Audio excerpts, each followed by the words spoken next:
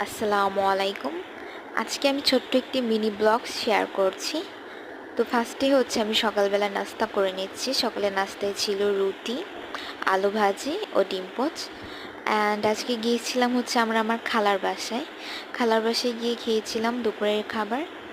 ফার্স্টেই ছিল হচ্ছে পোলাও বা সাদা পোলাও, আর তার সঙ্গে ছিল ডিম ভুনা। ডিম ভুনাটা একদম গ্রামীণ স্টাইলে করা হয়েছিল, খুবই মজা হয়েছিল খেতে। দেন নিলাম হচ্ছে চিকেন ভুনা। চিকেন ভুনাটাও খুব মজা হয়েছিল। পোলাওয়ের সঙ্গে এবং খিচুড়ির সঙ্গে চিকেনটা একদম ভুনা ভুনা করে রান্না করলে কিন্তু খেতে ভীষণই ভালো লাগে। দেন হচ্ছে আমি একটু আলু দিয়ে, ডিম দিয়ে, মাংস দিয়ে একটা বাইট দিচ্ছিলাম। আর আমি এখানে লেবু এবং ডাল নিয়ে নিয়েছিলাম।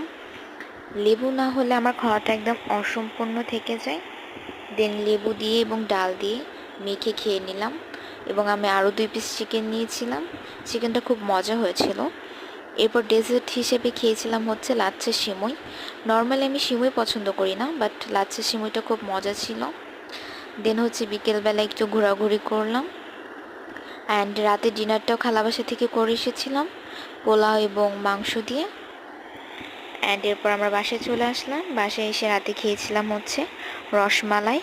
রসমালাইটা ভীষণই মজা ছিল। আলহামদুলিল্লাহ, এটাই ছিল আজকে সারাদিনের খাওয়া দাওয়া। ভিডিওটি ভালো লাগলে ভিডিওতে অবশ্যই লাইক করবেন। আল্লাহ হাফেজ।